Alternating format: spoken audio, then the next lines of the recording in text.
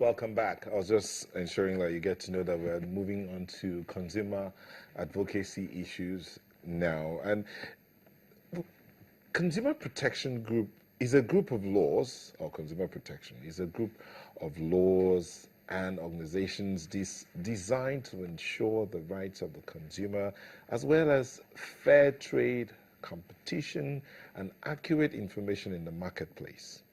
Now, the laws are designed to prevent businesses that engage in fraud or specified unfair practices from gaining an advantage over competitors. They may also provide additional protection for those most vulnerable in society. Consumer protection laws are a form of government regulation which aims to protect the rights of consumers. For example, a government may require businesses to disclose detailed information about products, particularly in areas where safety or public health is an issue, such as food. We have agencies like NAFDAC to watch over that side. Consumer protection is linked to the idea of consumer rights and to the information of consumer organizations which help consumers make better choices in the marketplace and get help with complaints. We just talked about consumers. Yes, and in my country, they don't seem to have any rights. We're just consumers. That's what we are. Okay, someone says Nigeria is a consuming nation. Which it is. No, but Nigeria is also a producing nation. What are you producing? Produce made in Nigeria things. You do not just talk about made in Nigeria things. Yeah, how much of it are you exporting? First of all, before we begin to export, have we finished consuming made in Nigeria? Oh. Okay. That's between us.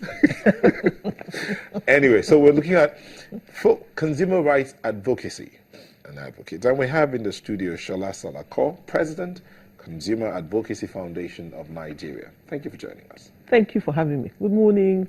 I will always call her Auntie Alera, even though we're on air. You're welcome. Okay. Now, when we talk about consumer rights, I mean, I've been going through all of that of consumer rights, consumer regulations, consumer protection, and all of that. The rights are being violated in various sectors of the Nigerian space. Let me begin with asking, what rights activists like you, what are you doing to fight for the consumer? I mean, you're not the first consumer rights advocate we've had. Oh, no. Okay. And I won't be the last. And every consumer should be an advocate for his rights if he's aware that he has those rights. What we do in an environment like Nigeria where it's almost like that consumer rights are non-existent, we try to raise awareness for instances of violations of those rights. We try to educate consumers on their rights, and we try to speak to government to respect or put structures in place that would enable consumers to be protected by default. Are there no structures in place? We have the Consumer Protection Council. We have consumer protection desk in every ministry and indeed every institution of government. But you see, the real problem is that the policy and the legal framework that would enable all this, what you call desks to function, doesn't exist. Where it exists is very weak, and it's almost unimplementable. Yeah. So when you look at it, for instance, government sets up regulators in every sector, because when you come to capitalism, everybody's in there to make profit and exploit everybody else. So it is government's responsibility to put in structures to manage and control how you do your exploitation in such a way that you don't take advantage of vulnerable people, or you don't just take advantage of any lacuna you can find to maximize your profit at the expense of the consumer, who is the end beneficiary of whatever it is that you are producing. Who is supposed to be king. He's supposed to be king, but right now he's still trying to learn who he is, not to talk of taking on what he is. So when you have regulators, the business of regulators are to help government do the business of government, which is protect its citizens from exploiters. Undue exploitation. Undue exploitation. And then, but unfortunately, you have the legal or policy structures that enable those regulators to do their business are either weak or they are non-existent. So what you're saying, in other words, is that those regulators are they're not really doing their work properly. Yes. They're not enabled to do their work properly. Not that they're not enabled, well, you can say that to a point. For instance, let's look at it. You can't have consumer protection without competition.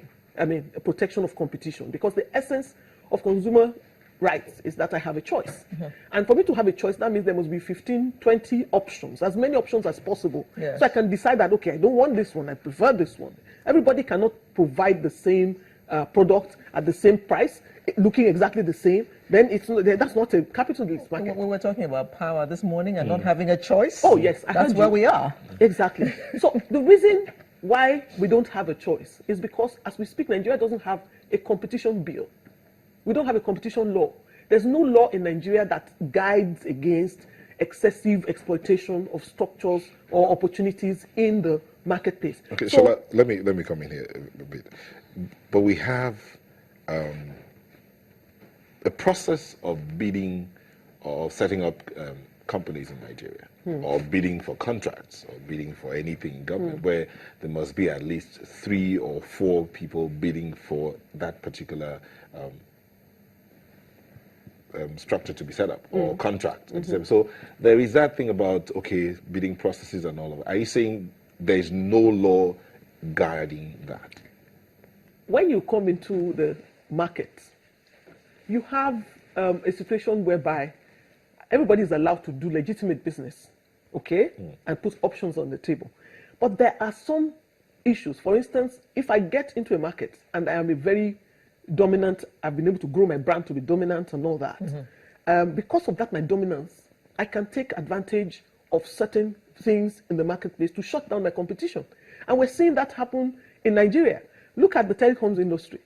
You have MTN officially has been declared the dominant player in that, is a dominant brand. Okay? So that means it has more advantage in terms of base, customer base, and all these things than its other competitors. So we wake up one morning and we hear MTN has acquired Visaphone. Now, in the process of acquiring Visaphone is not a problem, because you can acquire a business. But the challenge that we have is that Visaphone has a spectrum, and the spectrum is a national asset. Do you understand? Which should not be bought like it's a chair. It should be done in such a way that it's public, it's transparent, and every other person also is given an opportunity to get it. So they stealthily get Visaphone into their kitty, and alongside Visaphone, the spectrum. With that spectrum, the advantage in the market is extended, frustrating other players, because how can you compete? It's already a dominant player. No, the NCC will argue with you about that, because NCC is the regulator in that sector. They will argue with you about that it was properly bidded for. How? They didn't bid for it. They bought Visaphone like it was a company. That's fine. But Visaphone already has the spectrum assigned to it. So when they were going to buy, if we had a competition law, it was a merger. Sort of. If we had a competition law, that merger would have been reviewed by objective, independent competition experts who would look at it and say, does this give undue advantage? No competition but we law. Don't have a competition law. So what you're advocating right now is a competition law. Yes, we need one urgently. Because if we don't, this same telecoms, I'm going to go to other sectors, but look at this, because it's happening a lot in the telecom sector. Look at this 700 band thing that NBC sold to MTN. Nigerians only heard about it after the fact. This is a national asset. When you have this kind of asset in your kitty as a player, your advantage is everywhere. Limitless. You understand? And there are other small people who are coming up trying to stay on in that market to give me, the consumer, the choice. But once you have acquired all the benefits, where is the choice for me? Because eventually you are the one who dictates what the price will be. You are the one who will do your services. Why should you feel competitive when you know my next competition is probably a small fry?